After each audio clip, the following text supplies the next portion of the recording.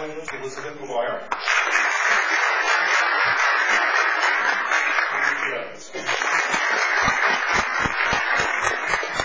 As we start tonight, each candidate will make a 1-minute opening statement. Following that, I will ask the questions. Each candidate will have 1 minute to answer the questions, and then if they choose, we'll have a 30-second rebuttal after that. The candidates, so you know, Gene Morris is our timekeeper in the front. Gene, if you could just wave. He'll be holding up cards to kind of let you know where you are in the time process of answering the questions. So just keep a corner of your eye out for him. As we begin tonight with our opening statements, we drew numbers, and Mr. Evans will give us our first opening statement. Thank you. First, I'd like to thank everyone for coming. My name is Richard Evans. I'm a 32-year-old landscaper, blue-collar worker, not a politician. My whole life, I thought politics was a sham, that one vote doesn't matter. As a matter of fact, I never voted, but I was wrong. Like so many of our residents, I know what it is to be down and out, to simply not know if tomorrow will bring a better day. As a young man, I was in and out of trouble. I had no course, simply no idea that I could actually make a difference. But most of all, I know how to rebuild, how to pick yourself up by the bootstraps and build a better future. I know what it is to fight for a better tomorrow. It will do for us. I promise you, put ground beneath my feet, and I will use it to stand and fight for us, the residents of the village of Patchogue. Thank you.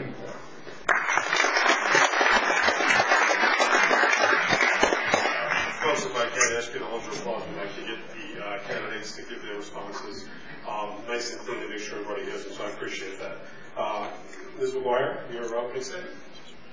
Well, I want to thank everyone for coming tonight, and thank you, Patch, for hosting this historic event.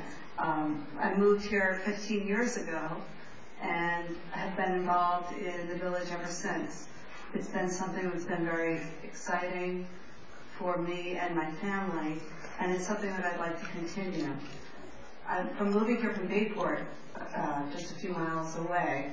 This is not something that we had the opportunity to do, but here in the village of Patchogue, we can have a very close effect on our local government, and it's something that I take seriously. I believe that I can make a difference here in Patchogue with my professional experience, and my slate of candidates is a very professional slate, and I believe that we can lead the future of the village of Patchogue. Thank you very much for coming tonight, and I appreciate your support. And Mr. Auditorium, your opening statement. Good evening, ladies and gentlemen, and thank you, Patchogue Patch and St. Joseph's College, most especially Nancy Connors and Sister Elizabeth. As many of you know, I have lived in Patchogue pretty much my whole life. My passion for this community is only trumped by my passion and love for my family. 8 years ago, I was elected your mayor, and it was under a promise of it's about leadership and it's about time. I believe I have fulfilled that commitment. I have led this community back to prosperity. Main Street is on its way back to 22 restaurants, the Patchogue Theater is prospering. You have art space, you have Copper Beach. We got rid of boarding houses. Those of you that live in South Patchogue, remember the Smithport Hotel, it's gone. Look at the condos that are there.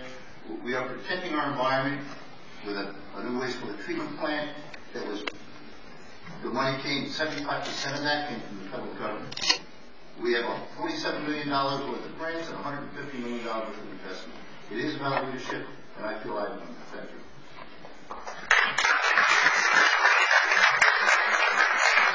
Thank you. Tonight's question is we'll start with Mayor Pontieri. The issue of the mayor having a gas card has been raised, as you know. The question, which we'll start with Mr. Pontieri, and then we'll ask of each of the candidates. Do you think that the person serving as mayor should have access to a gas card, or possibly follow some other process in terms of expense reporting to get reimbursement driving related to your job?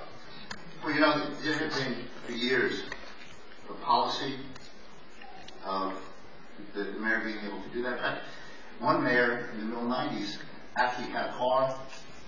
gas card, pay for his insurance, and use the village car.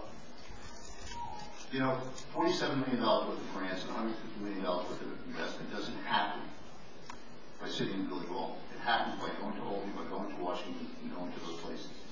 You know, the village board has discussed this, and what I have done recently is put together a policy committee to take that policy and let us better understand how to use it and do it that way.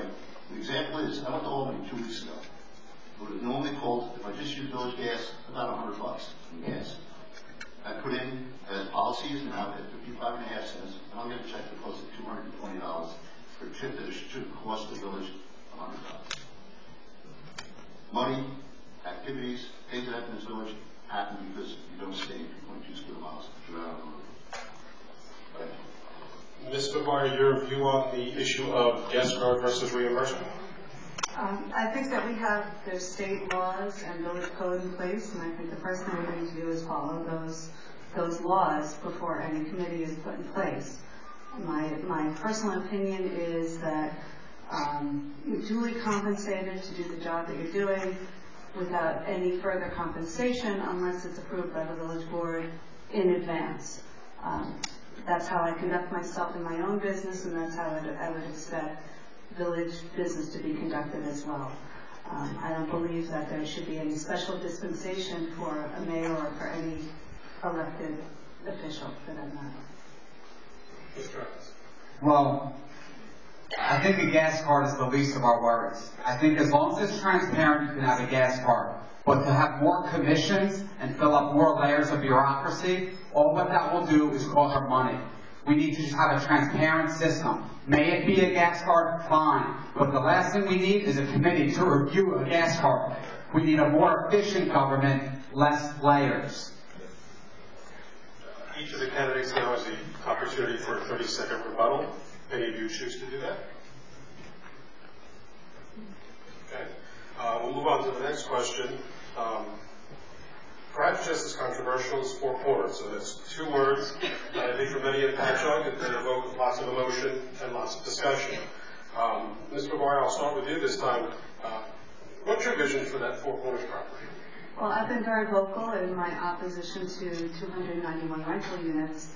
I believe that the community embraced a plan in about, I think it was 2007, when Patchogue came and made a very splashy presentation at the Patchogue Theater. The community was excited. We thought we were going to have a real plan for revitalization for our downtown. And, years later, we're faced with a plan that the community does not embrace. And I think that it is the responsibility of elected officials to represent the interests of the residents. And if the residents do not support the plan on the Four Corners, then the elected officials should work harder with the developer to come up with a plan that the residents support. And that's what I would do, to work in the best interest of not only the residents, but the small businesses surrounding the development. And I think that's something that behooves us to do. Mr. Evans, your thoughts on Four Corners? Sure. The Four Corners, by its location alone, is the cornerstone of our business district and must be treated so. But for any candidate to say we're going to do something or change something that is already in litigation is simply just for political agenda. From the very beginning, it's been a bait and switch. And I'm here, I will tell you that on both sides it's been a bait and switch. It's been a perfect story, why to grab a candidacy, and a perfect way to split our village. We need to embrace what it will be. It needs to be the cornerstone of our business district. We need jobs, we need tax revenue, and we need to start filling these stores. We don't need any more of this political talk of what people promise that they're going to do when the reality is it's not even up to us anymore. We need to see where this all came about in the beginning and why it came about.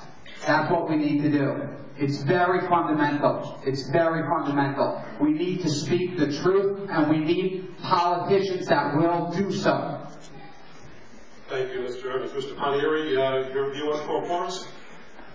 Over the last several years, I've got a tremendous amount of a number of the Long Island Index, Vision Long Island, Sustainable Long Island, and talked about what to do in your downtown and how do you make your downtown prosper. People keep thinking that if you put a store and people are going to show up.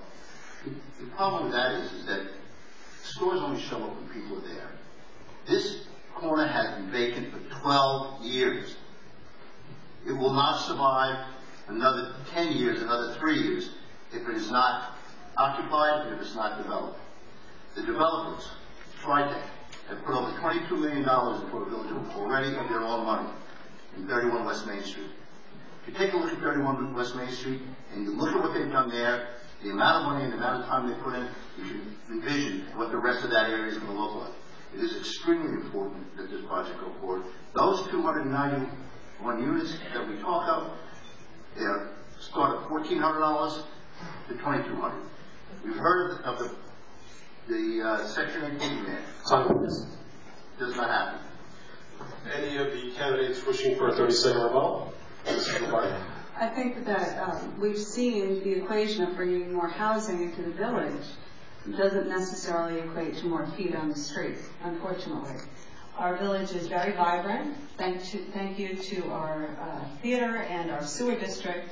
We have a vibrant restaurant community. From 6 p.m. on, our main street is thriving, but we do not have feet on the street during the day, and we've shown that high-density housing does not bring that feet on the street. We've seen that with Copper Beach and with all the other developments that we've brought to this village. I think high-density housing is not the answer. Thank you. Mr. Evans, Mr. Pontieri? Sure. What we need to do is not only think that our business will survive on people among the district. We need to bring people in. They got to come for commerce. It can't just be by surviving on 291 apartments. We have residential housing going up, and yet every third store is empty. We need to bring people in. Come here, spend your money here. Why in other districts? We have more to offer. That's what it needs to be. A place where people come, where we spend our money there, but yet other people come to spend their money there. Mr. Pontieri? There's a reason those stores aren't full. Well, we do not have the attractions. Everybody talks about just the 291 units. There are 40,000 square feet of new retail space. There's the office space that has been created in there. It is a true mixed-use development. It's just not about the residential. It is about the whole development itself. It's a change. It's a sea change for the village. I understand that. You know, life is difficult. We have to make difficult decisions. There are only 3 decisions you can make: right decisions, wrong decisions, and no decisions. And right now, this is a campaign about one group wanting to make a decision to move forward, and another group saying, I don't have a decision, and it's a no decision. We're going to stick with the Four Corners topic for a second, and it was discussed briefly among some of the candidates, the issue of housing, and housing in the area of the Four Corners. Mr. Evans, I'll start with you on this question. What's your view on having more residential housing within the Four Corners area? Well, I think one thing we must realize is we could say whoever is going to live there, but at the end of the day, the market will tell you. If the occupancy is half full, Tritech will change their lease program just the way that they've changed the whole plan itself. We've seen it happen in Patchogue before. It's just the market is going to call what it is. It's not us. It's not politicians. It's not Tritech. It's not glossy big poster that's telling you who's going to live there. We must also understand, though, that we cannot base our economy on residential housing in a time when it's collapsing, and I fear it will be worse. We need to have substance behind our economy. That's what we need to focus on. Rather than just focus on apartments, it's not this big boogeyman. It's just political rhetoric. I promise you that. What we need to do is build an economy, not build bumper stickers. Mr. Pontieri, your view on